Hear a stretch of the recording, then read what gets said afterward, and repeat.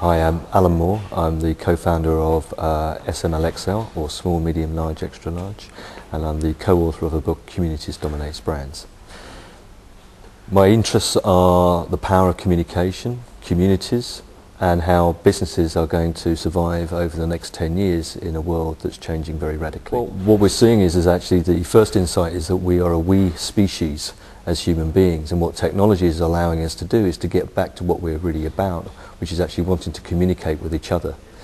And what we're also witnessing in many ways, if you look at things like YouTube or MySpace or any other sort of community-based site, is that we're connecting and creating our own culture in a way that we did before mass media marketing and mass consumption.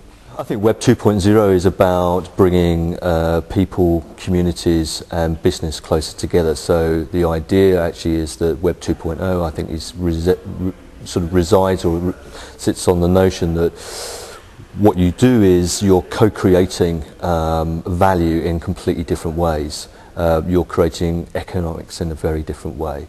But its very heart is actually the notion of peer production and people working together. I think there is absolutely an opportunity for business. I think for older businesses there's a challenge because they have to rethink how they create their budgets, set their budgets, how they organise their organisations, because it's completely different. For new companies, so if you look at things like Spreadshirt.com, which is a company I came across recently, which you create your shop online, you can create your t-shirts or whatever it is. They will do the payment, printing and distribution for you, and will actually take a small price for that, and you can then put on top of that what you think the value is, so that you're kind of regulating the market in a completely different way. They built the company up to 200,000 sellers in 4 years with no investment and no marketing whatsoever. They just used communities, networks and friends to build the business. I think it's an option. I think that what you see is that so many businesses can actually start with nothing. And the Spreadshirt one is a very good example. Obviously, where technology becomes slightly more sophisticated, then perhaps a VC needs to be involved. But I think that you have to think very differently about how you're going to create the value, how you're going to build the business. You need to be transparent at all times.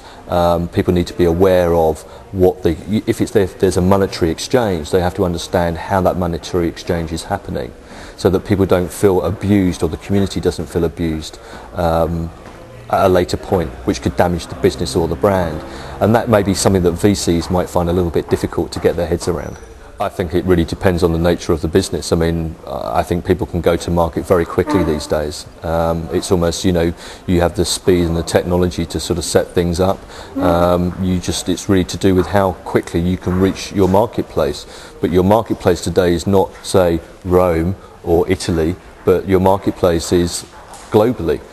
And it's about people finding you and you finding them, where people kind of connect in a way where they see that business has real value to them. Well, I was speaking to a mobile telecoms company the other day. I won't say who it is, but their fear is they will become a commodity in 5 years' time. The important thing is the content. Also, I think if you look at things like IPTV, big media companies need to understand that people will curate their consumption in completely different ways. So I'm really into, say, horses. I will really want to go to the equine channel that perhaps has lots of information. It could be entertainment, it could be academic, it could be scientific, but it's a one place where I can see audio-visual content, download papers, etc., etc. And that's the big challenge to media and business. And also that, as I say, advertising is the content and the content is the advertising. The advertising is the conversation and the conversation is the advertising. So actually how you're going to create money and value, how do you monetize these things, is very different. And these things will carry some form of advertising. But I think in a similar way that Google revolutionized the world in actually the ads are contextual to the search. And that is completely different to big media sort of saying, well, we'll put a banner ad here or we'll do an interactive communications here. It's a completely different way in where we think about how these information flows are being used. I think that there's a guy called Yochai Benkler who wrote a book called The Wealth of Networks. And what he argues is that today we live in a network society. and that changes the way that we create our culture, the way that we produce information, and it actually goes to structurally to how liberal markets will be created in the future. Industrialisation was a very different sort of mindset in terms of how we created content and how that content was distributed and what the value exchange was. So in a network society, we can think about a completely different way about what we create, how we create it, and how we can actually deliver that to the marketplace. I think they need to understand that the power of communities in today's world, peer-to-peer flows of communication are 2 to 10 times greater than all other web traffic, depending on the time of day. So they need to completely rethink how they're going to create value for themselves, for their shareholders, and for the people that they want to talk to.